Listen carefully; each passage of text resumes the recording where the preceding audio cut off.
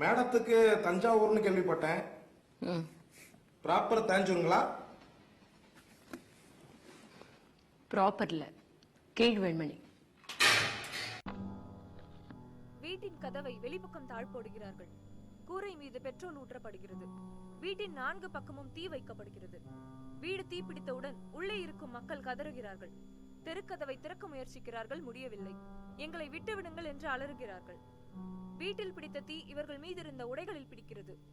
வெளியே இருந்த பெட்ரோலை எடுத்து உள்ளே வீசுகிறார்கள். உடையில் பிடித்த தீ பெட்ரோலுடன் சேர்ந்து உடம்பில் பிடிக்கிறது. தீக்குண்டத்தில் நின்று கொண்டு கதறுகிறார்கள், அலறுகிறார்கள்.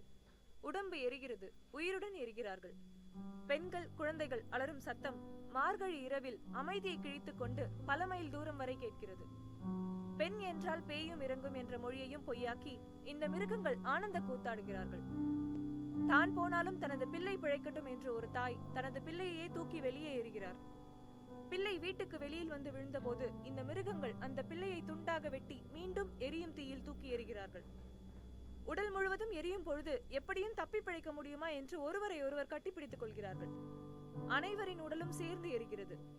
ஒரு பிள்ளையும் தாயும் கருகி கட்டையான பிறகும் அந்த தாயின் பிடியில் தனையனின் உடலும் சேர்ந்து கட்டையாக கிடந்த காட்சி பார்த்தவர்களின் இதயத்தை கல்லாக்கிவிட்டது. இரவு 8 மணிக்கு தொடங்கிய இந்த தாக்குதல் இரவு 2:30 மணி வரை தொடர்கிறது.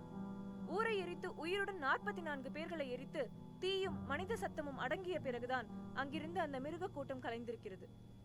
மனித குலமே வெட்கி தலை குனியும் அளவுக்கான இக்கொடுமைகள் நடந்துள்ளன. கூலி கேட்டதற்காக மட்டுமல்ல, செங்கொடியை இறக்க மாட்டோம் என்று காட்டிய உறுதிக்காக ஊரோடு, வீட்டோடு, உயிரோடு, ஊனோடு வெண்மணி எரிக்கப்பட்டது. வெண்மணி போராட்டத்தையும் தியாகத்தையும் அரைப்படி நெல் கூலிக்கான போராட்டம் என்று மட்டும் சுருக்கி பார்க்கிற வழக்கம் உள்ளது. ஆனால் இந்த போராட்டம் கூலிக்கான போராட்டம் மட்டுமல்ல. குறிப்பாக இந்த சம்பவம் நிச்சயமாக கூலிக்கானது அல்ல, மாறாக உரிமைகளுக்கானது. செங்கொடியை இறக்கு, பண்ணையார்களின் மஞ்சள் கொடியை ஏற்று என்ற பண்ணையார்கள் நிர்பந்தித்த போது பறப்பது சிவப்பு நிறத்தினால் ஆன ஒரு துணி அல்ல, எங்கள் தன்மானத்தின், உரிமைகளின் அங்கீகாரம்.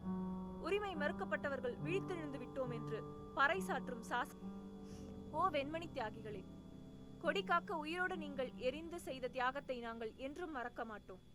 வெண்மணியில் நிலப்பிரபுத்துவம் வைத்த தீ தமிழகத்து கிராமங்களில் உள்ள கூலிக்காரர்களின் உள்ளத்தில் வைத்த தீ. அந்த தீயை அணையாமல் பாதுகாப்போம். நிலப்பிரபுத்துவத்தை அந்த தீ சாம்பலாக்கும் வரை பாதுகாப்போம். நீங்கள் காத்த அந்த கொடியை உழைக்கும் மக்களை ஆள்பவர்களாக மாற்றுவதற்கு தூக்கி பிடிப்போம். இது உங்களுக்கு நாங்கள் எழுப்பும் நிரந்தர நினைவு சின்னமாக ஆக்க பாடுபடுவோம். வெண்மணி தீயை அணைய விடும். முன்னை இட்ட தீ முப்புறத்திலே, பின்னை இட்ட தீ தென் இலங்கையிலே, பிள்ளை இட்ட தீ அன்னை வயிற்றிலே என்று பட்டினத்தார் பாடி சென்றார். வெண்மணியில் வைத்த தீ, சுரண்டல் கூட்டம் வைத்த தீ, சதிகாரர்கள் வைத்த தீ அணையவே அணையாது.